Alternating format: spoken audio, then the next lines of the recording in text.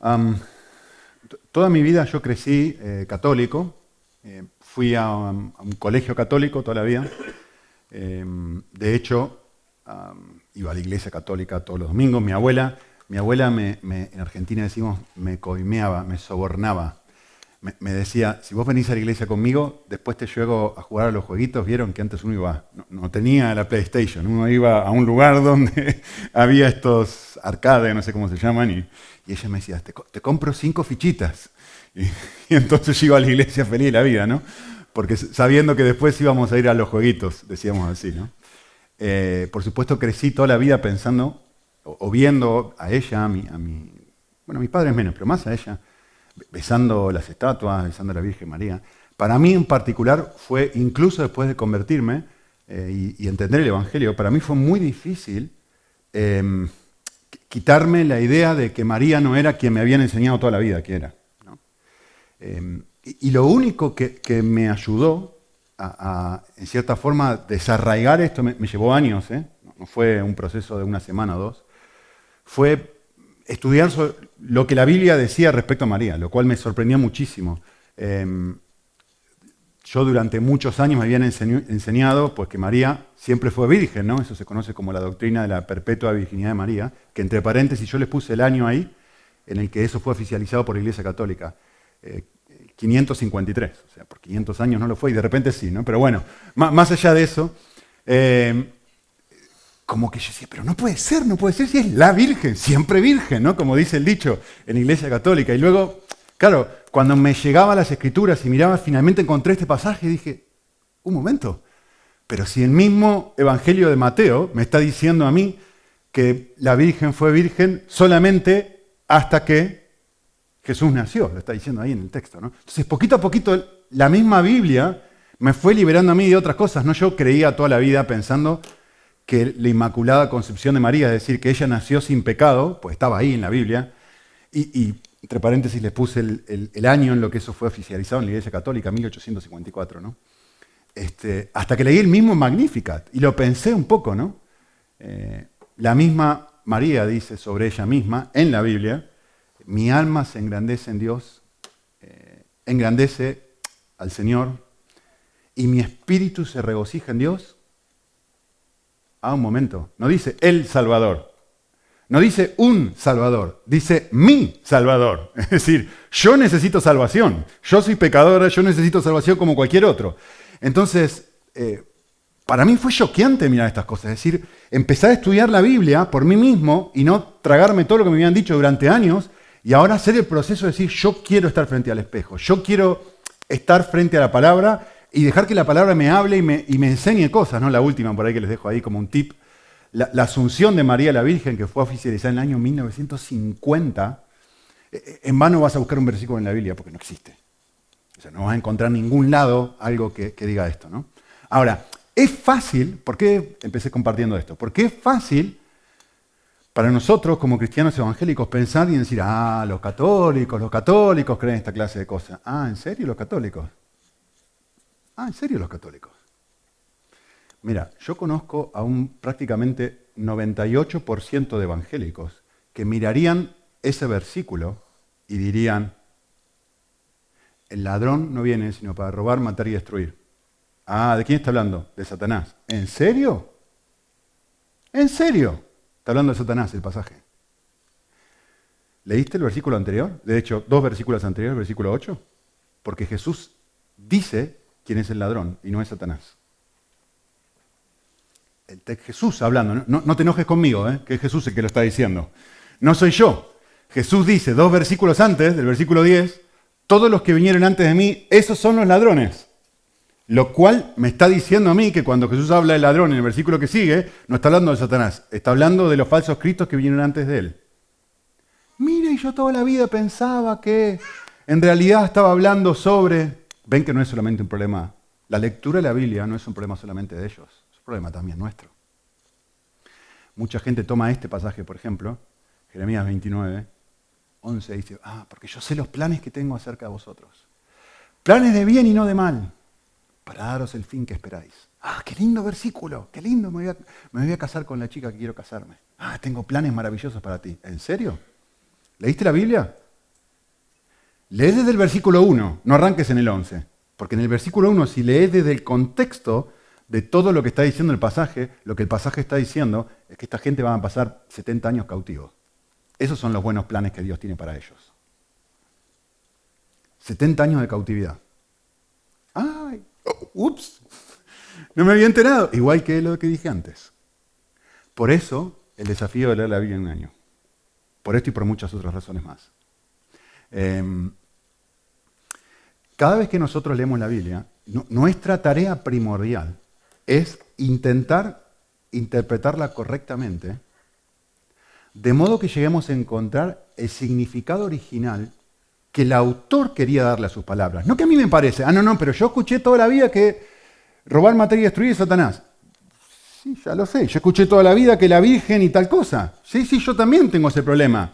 El tema es, ¿qué es lo que el autor original quiso comunicar con eso? ¿Qué es lo que el autor original en este caso fue Jesús?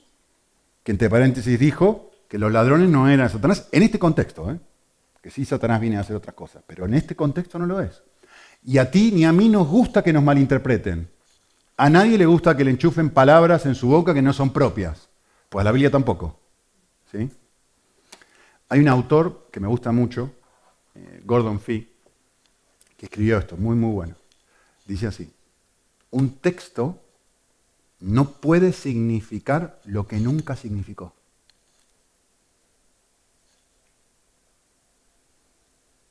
Un texto no puede... No, a mí me parece que... No, un momento. No es lo que a ti o a mí me parece, es lo que el autor original quería dar a entender con lo que dijo. Muy buena la frase. Un texto no puede significar lo que nunca significó.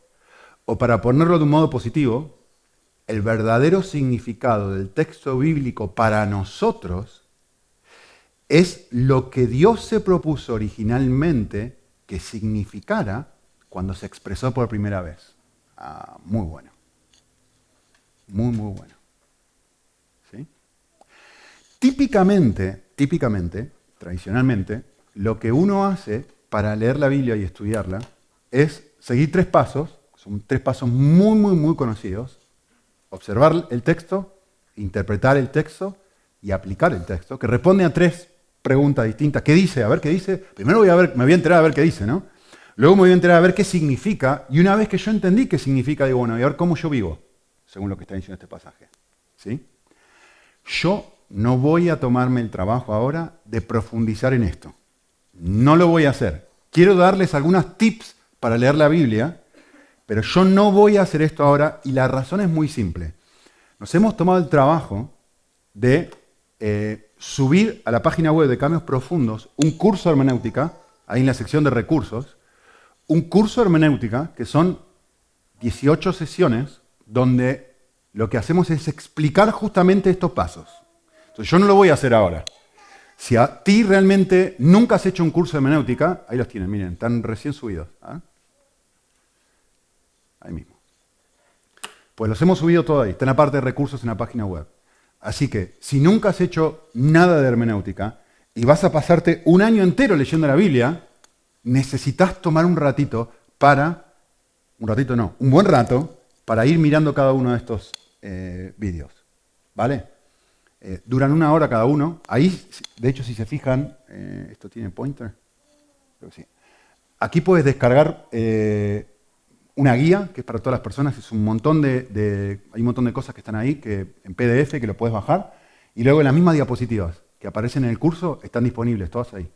¿Sí? Entonces, en la sección de recursos, donde dice curso de hermenéutica, te va a llevar tiempo. Va a llevar un esfuerzo, no es fácil. Pero te va a ayudar volúmenes. Muchísimo. Estaba chateando con un amigo ayer, con un amigo de los Estados Unidos, y él, la verdad que me dijo algo que en cierta forma me choqueó y fue medio tragicómico, ¿no? Me preguntó, ¿qué hiciste para Navidad? Y yo, en vez de decirle qué hice, le mandé una foto, que creo que la mandé por el WhatsApp de la iglesia, donde están todas las personas que habían venido a casa, y le mandé la foto a mi amigo en los Estados Unidos. Y le dije, mira, hicimos ¡pac! Y le mandé la foto, éramos 29 personas en casa. Eran santos descontroles. Y cuando él miró la foto y me respondió, ¿saben lo que me respondió? Me dijo, Nico, eso se ve muy divertido, pero también agotador. Como lo que él quiso decir fue, yo nunca haría eso en mi casa. Porque claro, hubo que levantar todos los sillones, las mesas, decirle a todo el mundo, por favor, traigan mesas, traigan sillas, armar. Estuvimos 2 días antes arreglando y un día o 2 después volviendo a arreglar el desorden que hicieron cuando todo el mundo se fue y todo el enchastre que quedó. Obviamente, y lo que él dijo es agotador. Yo no haría ese esfuerzo. ¿Cómo vas a hacer eso? Estás loco, esencialmente fue lo que me dijo, ¿no? Y yo cuando leí eso, es muy americano esto, ¿no? Los americanos es todo rápido, ¿no? Vino a un restaurante. Y yo la sensación que yo me quedé dentro mío cuando él me dijo esto fue, es que no entendés. No entendés el deleite. No entendés el privilegio y el gozo que significa tener esta gente en casa. Por eso tú nunca jamás pagarías ese precio. Y cuando él me mandó esto, me hizo pensar en esto. Hay que dedicarle tiempo. Hay que dedicarle esfuerzo. Pero la persona que quiere hacer esto, lo hace porque entiende el privilegio de decir, yo voy a poder conocer mejor al Dios que amo. Yo voy a poder deleitarme más en el Dios que conozco. ¿Cómo no lo voy a hacer? ¿Cómo no lo voy a hacer si me va a permitir conocer a Cristo mejor? Así que bueno, ahí se los dejo. Yo lo que quisiera hacer ahora es, como vamos a leer la Biblia, yo quisiera, y en las próximas semanas vamos a empezar a hacer eso, a tratar de tomar parte de las predicaciones para darles algunos tips para leer la Biblia y sacar el jugo. ¿Sí? Así que yo quisiera pensar en cualquier libro de la Biblia, mañana vamos a leer Génesis, pero esto que yo voy a decir a continuación aplica absolutamente a cualquier libro de la Biblia. ¿Sí? Así que quiero que pienses esto. Cada vez que tú empieces a leer un libro, siempre hay un tema principal que ese libro desarrolla. Siempre. Por ejemplo, el libro de 1 Pedro. ¿Cuál es el tema del libro de 1 Pedro? Normalmente, típicamente el libro de 1 Pedro el tema central es el sufrimiento. Le está escribiendo un grupo de gente que está pasando muy, muy mal. Entonces, el tema central del libro es cómo enfrentar el sufrimiento siendo cristiano. ¿Sí? Si lees el libro de Filipenses, por ejemplo, ¿cuál es el tema central del libro de Filipenses? Pues el gozo, típicamente, uno podría decir eso, ¿no?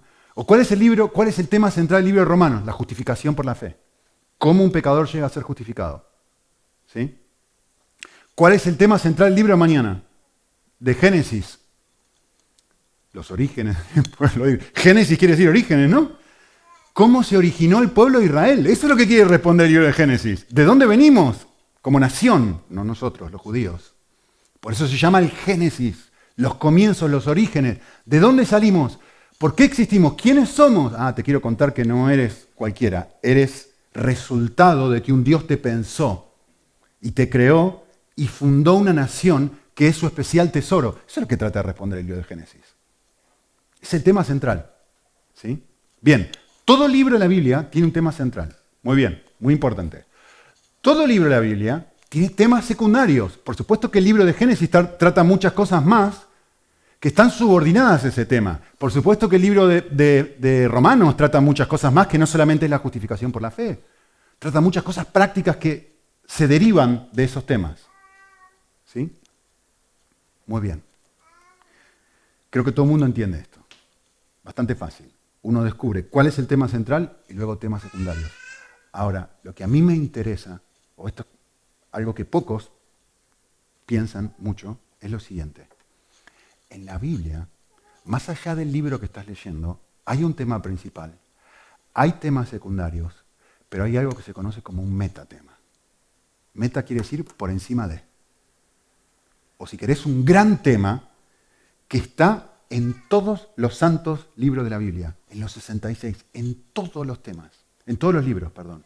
Siempre hay una línea, un gran tema que Dios quiere comunicar, que quiere que tú aprendas, tú y yo aprendamos, y que filtre la forma en la que tú lees cualquier libro de la Biblia. ¿Saben cuál es ese tema?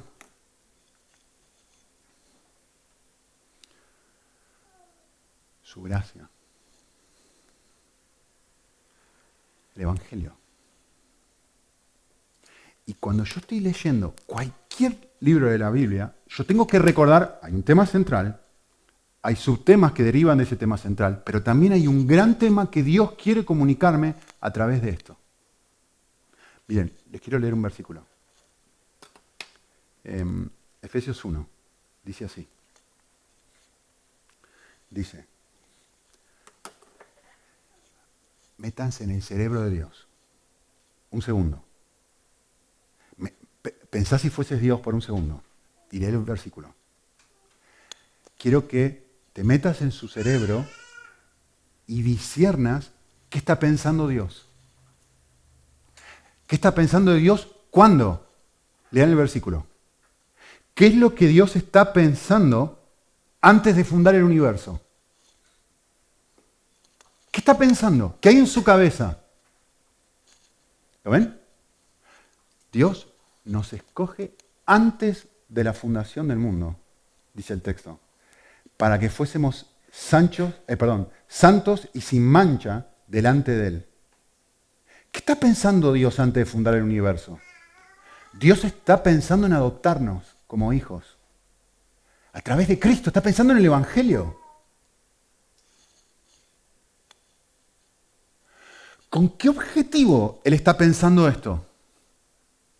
Él está pensando esto para que todo el universo se deleite y encuentre su alegría, su gozo en la gracia, en su corazón, en quién es Él. Es decir, antes de fundar el mundo, Dios ya está pensando en esto. No tengo tiempo, no quiero separar el tiempo para mirar cada una de las cosas, pero uno lo puede ver en el libro de Efesios 1, en el antes, en el durante, y miren. ¿Qué está pensando después? Sigo en Efesios. Dice, en Él también vosotros, después de escuchar el Evangelio, fuisteis sellados con el Espíritu Santo. ¿Sí? El Espíritu Santo nos es dado como una garantía de lo que nos va a dar en el futuro, de nuestra herencia.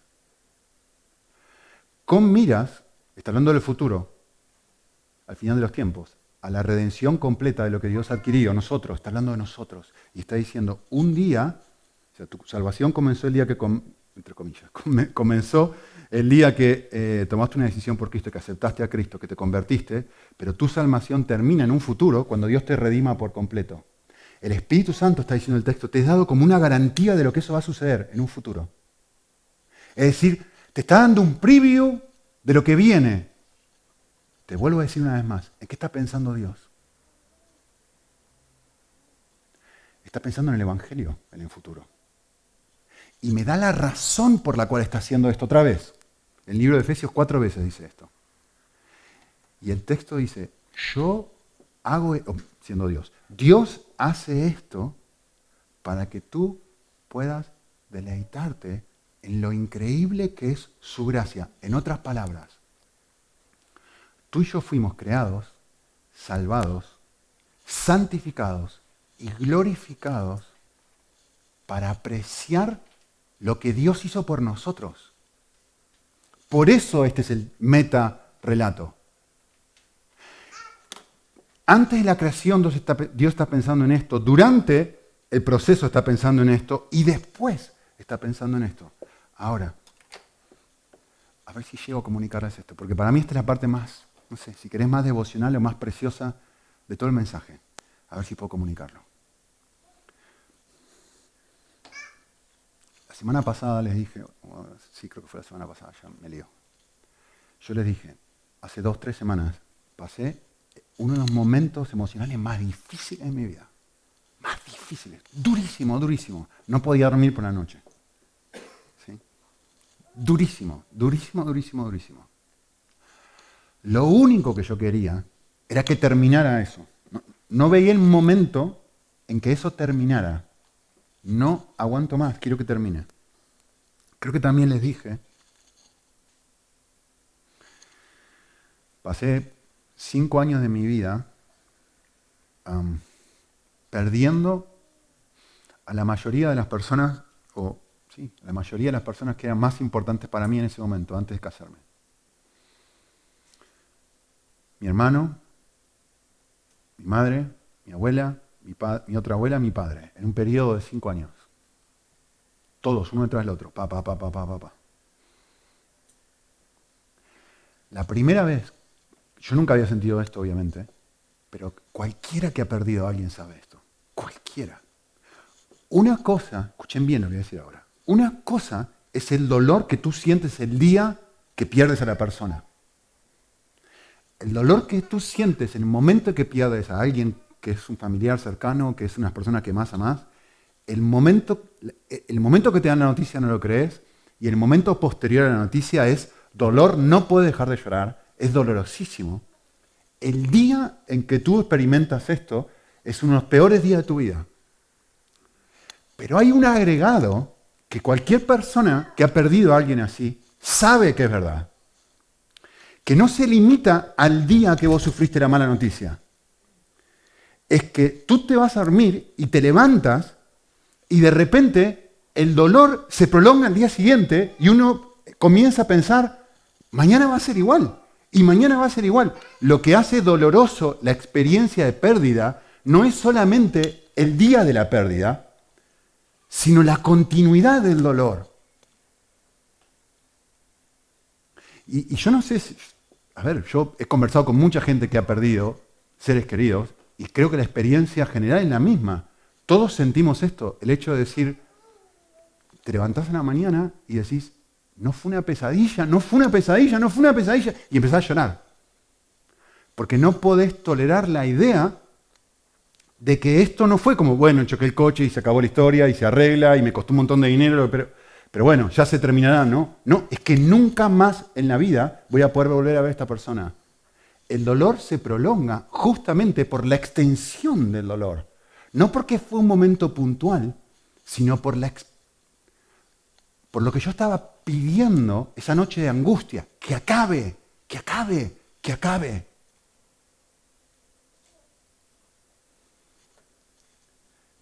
Pensá esto ahora. Volvé a pensar un segundo en lo que yo acabé de enseñar, en lo que dice Efesios. ¿En qué está pensando Dios antes de fundar el universo? En la cruz.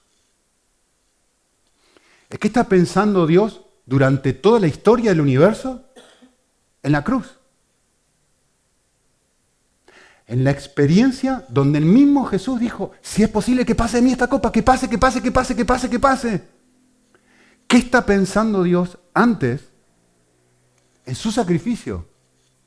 ¿Qué está pensando Dios durante en su sacrificio? ¿Qué estará pensando durante la eternidad en su sacrificio? A ver si me explico. Por amor a ti y a mí, el Padre acepta contemplar el sacrificio de su Hijo de forma eterna. Es como si yo aceptase decir ese jueves que no podía dormir, que era una angustia terrible que le dije a mi esposa, por favor quédate aquí, no te vayas, que les conté. Es como si yo ahora, por amor a ustedes, dijera, voy a aceptar vivir esa mismísima experiencia y observarla todos los santos días de mi vida. ¿Ustedes se dan cuenta que el objetivo del universo y de la creación y de todo lo que Dios va a comunicar desde el Génesis 1:1 hasta el final de Apocalipsis es, ¿tú entiendes que te amo? Tú llegas a ver el nivel, la profundidad, la longitud, la anchura de mi amor. Míralo, míralo, míralo, mira lo que estoy dispuesto a hacer por ti. Que filtre todo lo que tú leas. Es que no puedes leer un solo versículo de la Biblia sin tener en cuenta este gran tema que Dios tiene para contigo. Porque eso es lo que está pensando todos los santos días de su existencia, Dios. Desde antes de la creación del mundo y hasta la recreación. ¿Lo ven? Vale, ahora la pregunta. ¿Cómo hago para leer la Biblia teniendo en cuenta este gran tema, este metatema? ¿Cómo hago? ¿Cómo hago para leer Génesis de esa forma? ¿Cómo hago para leer Levítico de esa forma? ¿Cómo hago para leer Apocalipsis de esa forma? Por supuesto, no distorsionando la intención original del autor, pero sí teniendo en cuenta el gran tema que Dios quiere comunicar desde Génesis 1:1 hasta el final. ¿Cómo hago para hacer esto? Se lo voy a resumir en una frase y la vamos a ir explicando. Intentaré explicar algo ahora y seguiremos explicando en las próximas semanas. Lo voy a decir de esta forma. Para tener una hermenéutica sana, es decir, los lentes correctos para leer la Biblia, lo que necesito tener es una antropología sana. Es decir, para leer bien la Biblia, necesito comprender qué es lo que la Biblia misma dice respecto al ser humano, respecto a ti, respecto a mí. Y eso me va a dar los lentes a mí para poder leerla bien. ¿Sí? Así que quisiera que hagamos una pregunta antropológica sobre el ser humano. Y es muy importante responder esta pregunta para poder leer bien todo lo que leas. ¿Sí? Pregunta. ¿Cometo pecados o soy pecador? ¿Parece lo mismo? No lo es. La diferencia entre una cosa y otra es abismal, si lo pensás un momento. No es lo mismo decir que yo cometo actos de pecado que decir yo soy intrínsecamente pecador. Hay algo dentro mío que no funciona bien. No es lo mismo decir yo voy caminando por la calle y me encuentro con algo malvado, ¿sí? Y lo agarro sabiendo que no debo agarrarlo. Mucha gente concibe el pecado de esa forma, como algo externo a mí. Yo voy caminando por la vida y me encuentro con cosas malas que yo elijo agarrarlas y no debería agarrarlas. Entonces, pecar es agarrar cosas que yo no debería agarrar. Entonces, el pecado en cierta forma es algo ajeno a mí. No es algo que está dentro mío, sino es algo que yo decido tomar. En cierta forma como el fruto de Adán y Eva, ¿no? Es algo ajeno. Porque la Biblia misma dice que después de pecar, sucede algo, después de que peca Eva y Adán, sucede algo en el corazón de ellos, que antes no estaba. Hay un problema aquí, no afuera, aquí. Entonces, no es que cometo actos de pecado, es que soy pecador. Hasta que yo no entiendo eso, no puedo leer bien la Biblia. Miren, la razón, voy a utilizar mi querido iceberg. La razón por la cual nosotros concebimos esto de esta forma es porque nosotros hacemos esto. Nosotros pensamos en lo que hacemos y miramos cuando hacemos algo, cuando tomamos algo que no deberíamos tomar, cuando elegimos algo que no deberíamos elegir, cuando elegimos algo malo, entonces decimos, estoy pecando. Y cuando hacemos algo bueno, decimos, no, ven, ahora no estoy pecando. Entonces, yo observo cómo me comporto, observo lo que estoy haciendo y me evalúo y evalúo la Biblia con esos lentes. Entonces yo digo, vale, lo malo es algo que yo no tengo que tocar y lo bueno es algo que yo tengo que hacer. Mala antropología. No es lo que la Biblia dice sobre tu forma, sobre el pecado, sobre tu corazón y sobre mi corazón. El gran mandamiento no es me obedecerás. El gran mandamiento es me amarás. Acá no hay un problema de acciones meramente. Hay un problema de aquello que a mí me causa deleite, de aquello que yo disfruto. Yo estoy pensando, no he hecho algo que no debería haber hecho. Pero me cuesta mucho pensar, ¿estoy enamorado de Dios hoy? Hoy leí la Biblia, hice algo bueno. Hoy oré, hice algo bueno. Hoy miré algo que no debería haber mirado en internet, hice algo malo. Y me evalúo de esta forma. Miren. En vez de mirar y decir, un momento, yo en este instante en mi vida, ¿estoy enamorado de Dios? Porque el primer mandamiento es, amarás a Dios con todo tu corazón, con toda tu alma y con todas tus fuerzas. Este mandamiento es el más grande, es decir, el más abarcador. Evalúo en función de acciones, no en función de amores. ¿Recuerdan lo que dijimos la última vez? Yo les leí Hebreos 4, 12, y les dije, el objetivo de la Biblia, parte del objetivo de la Biblia, es ser un espejo.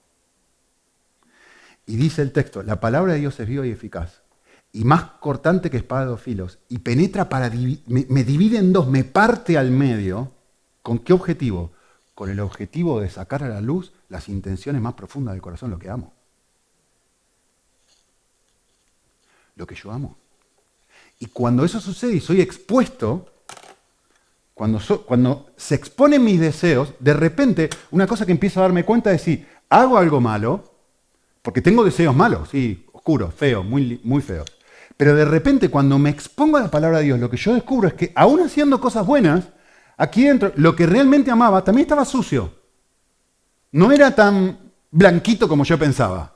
Estaba lleno de motivaciones autocentradas, estaba lleno de egoísmo, lleno de orgullo, lleno de un montón de cosas muy, muy, muy, muy, muy, muy feas. ¿Sí? De hecho, esto es lo llamativo. El texto de Hebreos 4 sigue diciendo, y que en un momento no hay cosa creada que no saldrá a su vista, sino que todas las cosas saldrán al descubierto ante aquel que tenemos que dar cuenta. En otras palabras, lo que el texto me está diciendo es esto. Miren, porque yo sé que típicamente miramos y pensamos en el corazón de esta forma. Van a ver qué valioso es esto. Un segundo. Yo sé que piensan que lo saben, no lo saben. Así que presten atención. Nosotros dividimos el corazón de esta forma. Ups, para atrás. Motivaciones malas, motivaciones mixtas. Para hacer lo malo, esto nace en deseos malos. Cuando hago lo bueno, evidentemente, pensamos, nacen cosas buenas, y de repente, al ser confrontados con la Biblia, nos damos cuenta, esto estaba mucho más podrido. Lo que este texto nos informa es algo muy interesante. Este texto nos informa que más allá de estas cosas que yo soy capaz de ver, fui súper egoísta y por eso hice esta cosa mala.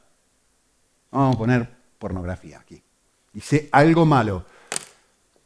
Agarré algo que no debería haber agarrado. ¿Por qué? Claramente porque tenía un deseo malo, impuro. Muy fácil de detectar.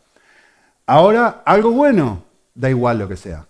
¿Por qué? Porque tenía motivaciones mixtas. Pero de repente el texto, la Biblia misma nos empieza a traer luz y decir, ¿sabes una cosa?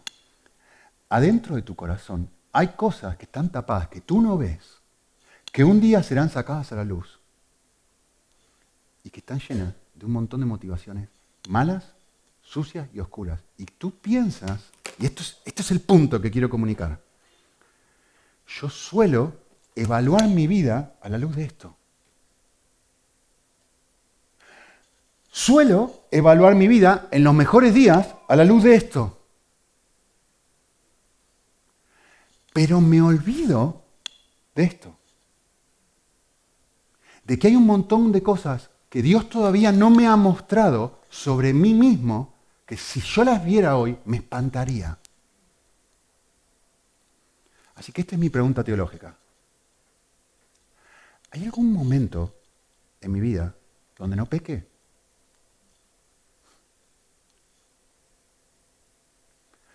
Yo pienso que sí. La respuesta bíblica es no. No hay un solo... Si es verdad que hay cosas que Dios necesita revelarme que no he visto sobre mí mismo, quiere decir que en este mismísimo instante Dios está ejerciendo misericordia contigo, escuchándome hablar ahora. Porque hay cosas sobre tu propio corazón que tú desconoces y que yo desconozco sobre el mío. Y Dios está ejerciendo un nivel de gracia, un nivel de paciencia, un nivel de amor tan y tan grande que de repente se empieza a agrandar mi concepción de su bondad sobre mí. Les leo algo. George Whitefield. No sé qué es lo que tú piensas sobre ti mismo, pero yo sobre mí puedo decir que no oro sin pecar, que no predico sin pecar, que no hago nada sin pecar. Todo mi arrepentirme está necesitado de arrepentimiento y las lágrimas que derramo han de ser lavadas por la preciosa sangre de mi amado Redentor. Ahora, capten esto. Si es verdad que no cometo pecados, sino que soy un pecador, entonces no hay un solo momento de mi vida donde no esté experimentando la gracia de Dios.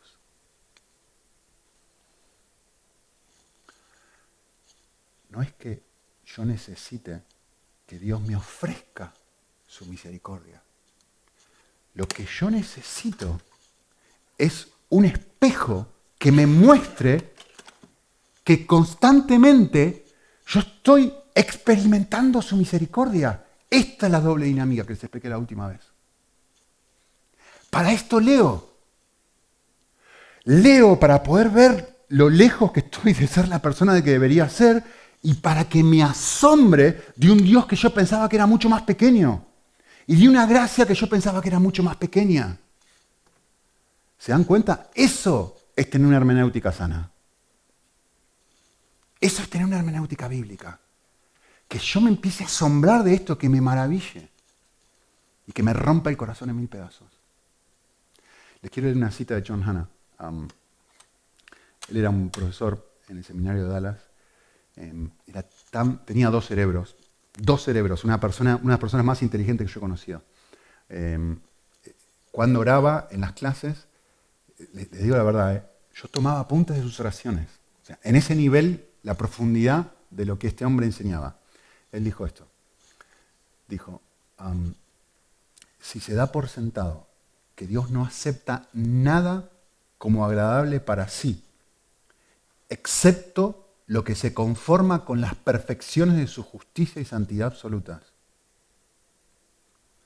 ¿puede aún la más alta de las empresas humanas impresionar a Dios? Puesto que Dios es el criterio de su propia santidad y yo soy un pecador, es imposible para mí agradar a Dios. La razón es clara. Aún el más alto de los logros humanos posibles no está desprovisto de malos motivos, sea avaricia, un deseo orgulloso por el aplauso u otra cosa. Pregunta, ¿cómo modifica esta realidad mi aplicación de las Escrituras? Es decir, ¿cómo yo leo la Biblia? ¿Saben cómo lo modifica? De esta forma. Yo no tengo que darme cuenta que no es que tengo que esforzarme por obedecer. Lo que yo tengo que darme cuenta cada vez que soy expuesto a la palabra es que yo no puedo hacerlo sin Él, que necesito más gracia. Eso es lo que tengo que darme cuenta. Cuando yo miro las Escrituras y me miro en el espejo y veo defectos en mí y veo lo que la Escritura quiere partirme al medio y mostrarme, no simplemente lo que hago, sino lo que amo al hacer lo que hago, de repente tengo que darme cuenta y decir, ahora tengo que esforzarme por... No, un momento, tú no tienes que esforzarte por cambiar. Tú tienes que esforzarte por darte cuenta que sin ayuda no puedes cambiar. Necesitas más gracia. Eso es lo que necesitas entender. Jesús dijo en Mateo 5, alguien dijo una vez, este es el pasaje más importante para entender, es la llave hermenéutica para entender todo el Sermón del Monte. Necesitas entender bien este texto para poder entender lo que Jesús dijo en todo el pasaje. Y Jesús dijo, yo os digo que si vuestra justicia no supera a los escribas y fariseos, no entraréis en el reino de los cielos. ¿Qué quiere decir Jesús con esto? ¿Que tengo que esforzarme por ser mejor que los escribas y fariseos que cumplían los 613 mandamientos del Antiguo Testamento y todas las tradiciones? No. Lo que Jesús está queriendo decir es, ¿no te das cuenta que no podés? ¿No te das cuenta que no importa cuánto te esfuerces, no vas a llegar?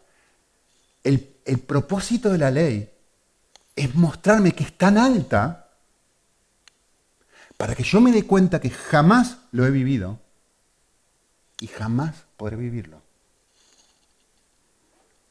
Solamente cuando yo me doy cuenta de esto, me doy cuenta que lo que realmente necesito cuando soy expuesto es, un momento, lo que yo necesito es tener una percepción más grande de lo que la gracia de Dios es y apropiarme de esta percepción. Esto es lo que yo necesito. Yo necesito decir, Señor, es que estoy como el primer día. Necesito de tu gracia. Y necesito de tu espíritu para cambiar, que me cambie y me haga una persona completamente diferente. Si tú no me ayudas, yo puedo hacer cambios externos, pero si tú no me ayudas, yo no puedo enamorarme de ti, que es el primer mandamiento. Y ese enamorarme de ti, estar enamorado de ti, es lo que tiene que motivar cada cosa que yo hago. Esto solamente sucede produciéndose esto. Y esa es la hermenéutica. Yo me voy a frenar aquí, porque hay muchas cosas más que podría decir, y quiero terminar simplemente leyéndoles algo, no va a aparecer en la pantalla. Vamos a comenzar a leer la Biblia, y como dije, vamos a seguir dándoles tips para que les ayude en este sentido. Pero leer la Biblia en un año no es algo sencillo, ¿sí? Pero les voy a leer algo, me gustó muchísimo. Un libro que estoy repasando, una autora muy, muy buena. Ruth Barton dijo esto. Ella dijo esto, escuchen. La profundidad del deseo tiene mucho que ver con los resultados en nuestra vida. Escuchen bien, ¿eh? La profundidad del deseo, es decir, cuánto quiero algo, tiene mucho que ver con los resultados en nuestra vida. Con frecuencia, aquellos que logran lo que se han propuesto en la vida no son los más talentosos o dotados, ni aquellos a los que se les han abierto las mejores oportunidades. A menudo son los que están en contacto profundo con lo que más desean. Sea lo que fuere, estos son los que se rehúsan permanentemente a aceptar interferencias por parte de las circunstancias, que la mayoría de nosotros dejaríamos que se conviertan en excusas. Me gustó. Dios poniendo un deseo profundo en nuestro corazón por conocerlo. Merece la pena, ¿no? ¿Mereció la pena arreglar la casa 2 días antes por estar con gente? ¿No merece la pena lo mismo para estar con Dios? Hacer un esfuerzo en lo profundo del corazón y decir, este es mi mayor deseo. Conectarme a ti, estar vinculado a ti. ¿Oramos un momento?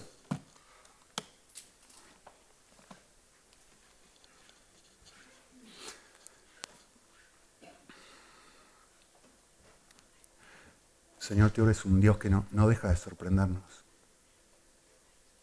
Yo no puedo creer que tú contemples tu propio sacrificio. Que lo mismo que desde un huerto dijiste, si es posible que pase de mí esta copa, es lo que tú mismo estuviste dispuesto a decir, voy a contemplar durante toda la eternidad. Y que justamente en Juan 17 nos digas, esto es la vida eterna, que te conozcan como eres tú. Señor, ayúdanos a conocerte. Ayúdanos a conocer un Dios que se deleita en mostrar gracia, que ese es su gran tema, su gran meta, su gran objetivo.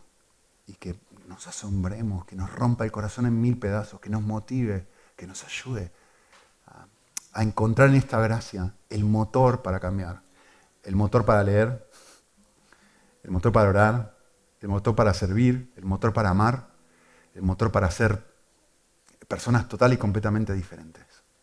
Que nos ayudes en esta aventura y realmente que nos des la fidelidad que necesitamos para poder llegar al próximo 31 de diciembre, justito, un año de hoy. Y no solamente haber terminado de leer la Biblia, sino haberte conocido de una forma total y completamente nueva y diferente, habiendo sido transformados por esa lectura, habiéndonos visto en un espejo y especialmente habiendo visto con binoculares a un Dios completamente diferente al que nos imaginábamos. Te lo pedimos para tu gloria, Señor. Amén.